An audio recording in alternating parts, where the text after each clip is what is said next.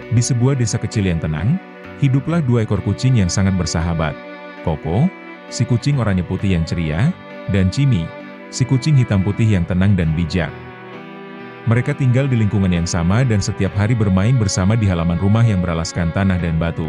Suatu sore yang hangat, Koko sedang bermalas-malasan di tanah, menikmati semilir angin yang menyapa bulunya. Tiba-tiba, datanglah Cimi yang langsung duduk di hadapan Koko. Mereka saling menatap, seolah berbicara lewat mata.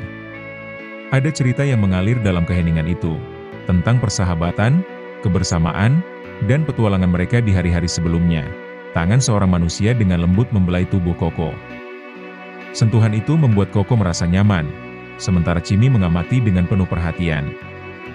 Bukan karena iri, tapi karena ia tahu bahwa kasih sayang dari manusia adalah bagian dari kehidupan mereka yang damai. Mereka sering menghabiskan waktu bersama, berkejaran, tidur bersebelahan, bahkan saling menjaga jika salah satu terluka atau merasa tidak sehat. Hubungan mereka bukan sekadar bermain, mereka saling memahami, bahkan dalam diam. Dalam video yang terekam, tampak sepotong kecil dari kebersamaan itu. Namun bagi Koko dan Cimi, setiap detik bersama adalah kenangan yang tak ternilai. Mereka adalah bukti bahwa persahabatan bisa tumbuh di antara makhluk berbeda, tanpa perlu banyak kata. Hanya cukup dengan kehadiran dan ketulusan. Matahari mulai condong ke barat. Langit berubah warna menjadi jingga keemasan, dan sinar lembutnya menyapu halaman tempat Koko dan Cimi berada. Mereka masih saling menatap, lalu perlahan Cimi mendekat dan duduk di samping Koko. Hari ini bukan sekadar hari biasa, ini adalah hari ulang tahun pertemuan mereka yang keempat. 4 tahun lalu, Koko ditemukan di bawah pohon mangga oleh pemilik rumah, kurus dan kotor, mengeong pelan karena lapar. Saat itulah Cimi, yang sudah lebih dulu tinggal di sana, menghampiri dan mulai menjilati bulu Koko yang kusut. Sejak hari pertama, Cimi memilih menjadi pelindungnya. Meong suara lembut Koko memecah keheningan. Ia menggeliat manja di tanah, lalu menyentuhkan kepalanya ke leher Cimi. Cimi membalas dengan dorongan kepala kecil dan menatapnya penuh kasih. Mereka tidak butuh bahasa manusia untuk mengungkapkan betapa pentingnya satu sama lain. Dalam dunia mereka, pelukan singkat, tatapan lembut, dan duduk bersebelahan sudah cukup untuk menyampaikan cinta. Hari mulai gelap. Pemilik rumah memanggil dari beranda sambil menggoyangkan mangkuk berisi makanan kucing. Tapi Koko dan Cimi belum beranjak. Mereka masih ingin duduk sejenak, menikmati suara jangkrik dan angin yang mengelus pelan. Malam itu, setelah makan malam bersama, mereka tidur bersebelahan di sudut hangat rumah. Koko melingkarkan ekornya ke tubuh Cimi, dan Cimi memejamkan mata dengan senyum kecil di wajahnya. Dalam mimpi mereka kembali ke masa-masa kecil, bermain kejar-kejaran di kebun, menjelajah atap rumah, dan berteduh di bawah daun pisang saat hujan turun. Karena sejauh apapun dunia membawa mereka, satu hal tak pernah berubah. Mereka selalu punya satu sama lain. Pagi itu cerah, matahari menyinari halaman kecil tempat ketiga sahabat itu biasa bermain.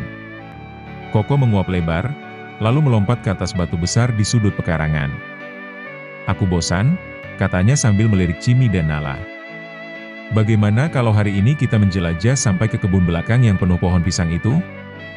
Cimi menoleh dengan tenang. Ia biasanya hati-hati, tapi kali ini ada rasa penasaran yang tumbuh dalam dirinya. Sementara Nala tampak semangat, ekornya melambai-lambai. "Ayo. Siapa tahu kita menemukan sesuatu yang menarik." Tanpa buang waktu, mereka bertiga melangkah menyusuri jalan setapak kecil di antara semak-semak dan batu.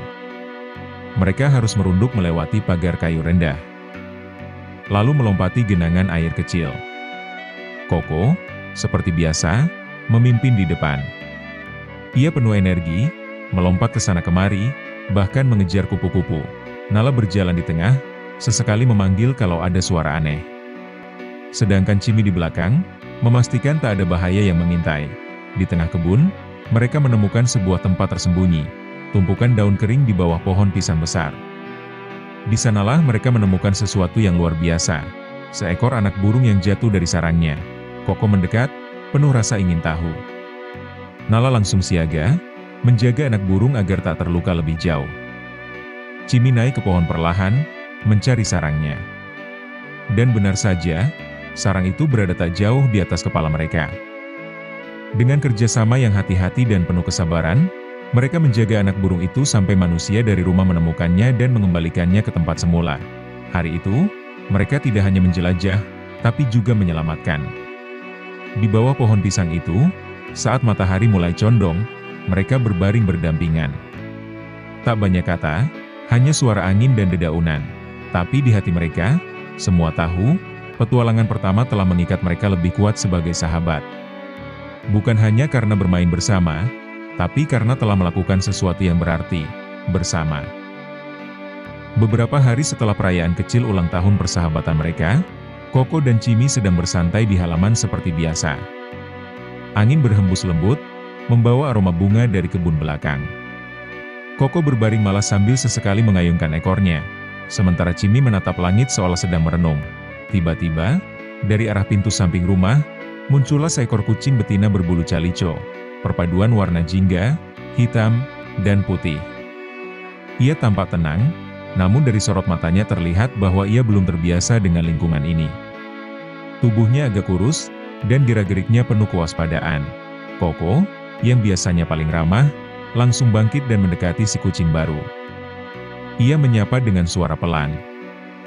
Meong sambil merundukkan kepala sebagai tanda bahwa ia bersahabat. Cimi pun menghampiri, namun tetap menjaga jarak, mengamati dengan bijak. Kucing baru itu memperkenalkan dirinya dengan suara lembut, "Namaku Nala. Aku baru saja datang dari seberang jalan, kehilangan rumah, dan sedang mencari tempat yang aman."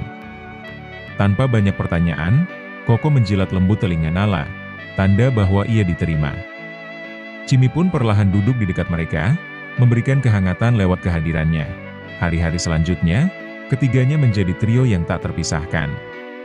Koko tetap menjadi yang paling ceria, Cimi menjadi penyeimbang dan pelindung, sementara Nala membawa kelembutan dan rasa tenang. Mereka sering terlihat tidur bersama di bawah sinar matahari, saling menjilat dan berbagi makanan. Koko bahkan memberikan tempat tidurnya untuk Nala pada malam pertama, sementara Cimi berjaga di dekat pintu. Kini, cerita persahabatan mereka bukan hanya tentang dua sahabat, tapi tentang bagaimana kasih sayang bisa bertambah, dan keluarga bisa terbentuk dari makhluk yang dulunya asing. Koko, Cimi, dan Nala menjadi simbol kecil tentang kebaikan, penerimaan, dan cinta tanpa syarat.